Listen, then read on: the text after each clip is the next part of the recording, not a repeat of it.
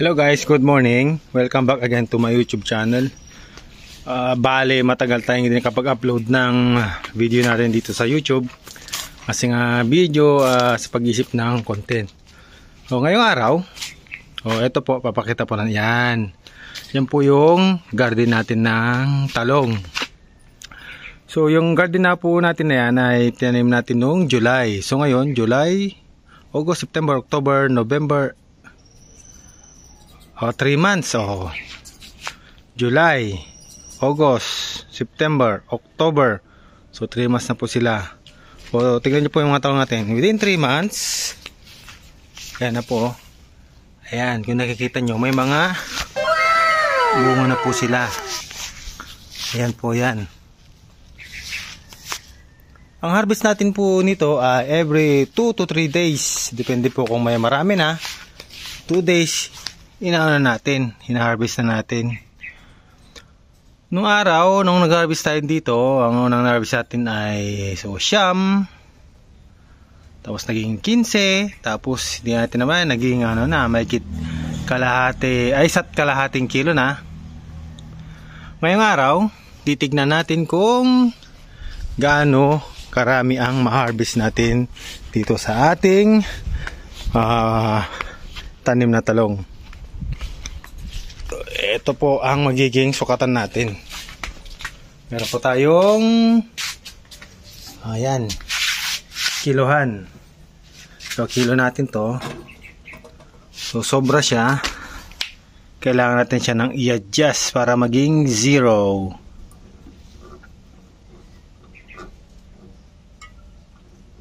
Ayan, 0 siya.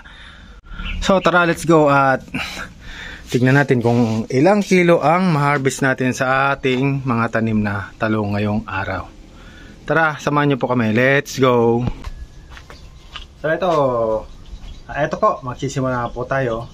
Gagamit po tayo ng gunting sa pagputol doon sa tangkay ng talong para po maganda yung putol para next time may tutubo ulit na panibagong sibol doon sa sa ating pinagputulan.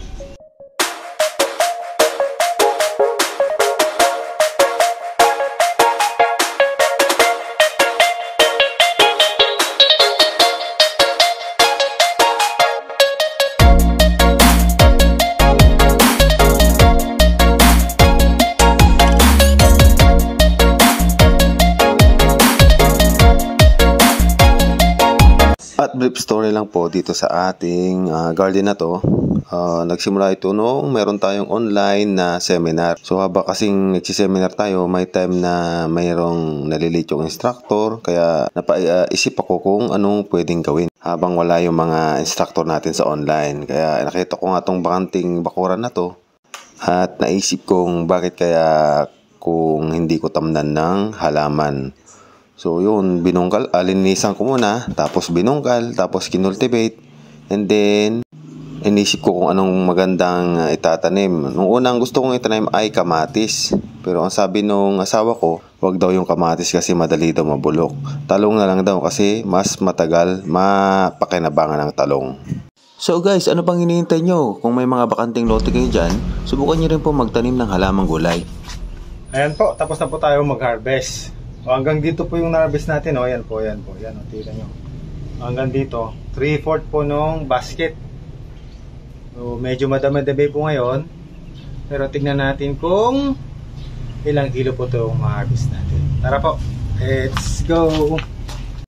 Eto po. Titignan natin kung ilang kilo. Lagay natin ng pantay.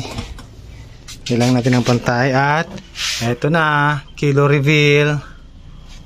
Yan 4 3/4 po ang ating na-harvest ngayong araw.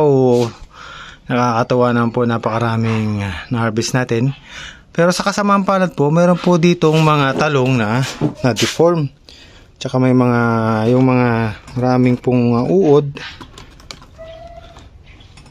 Hindi na po natin isasali sa benta yan kasi nakakahiya po sa mamimili natin. So baka tanggalin natin. Siguro matatanggal po dyan ay siguro may higit 1 kilo din po yung matatanggal. So okay na rin po, may 3 kilo tayong ibibenta. Ano po, at linisan natin tong hindi po linisan pala, tanggalin po natin yung mga maraming mga tusok-tusok na napagkain ng uhod, tsaka yung mga grabe yung deform. Ito po, tapos na po tayo sa pag-segregate ng mga na deform na talong sa ating hinarvest kanina. So ito yung natira sa ating hinarvest na pangbenta. Ayan po, meron po tayong, para malinaw, 4 na kilo po. So meron po yang 4 na supot na tagi-1 kilo pambenta. So pagbebentahan, hindi ko alam, pagbili na lang ng fertilizer, tsaka pang spray sa mga insecticide siguro.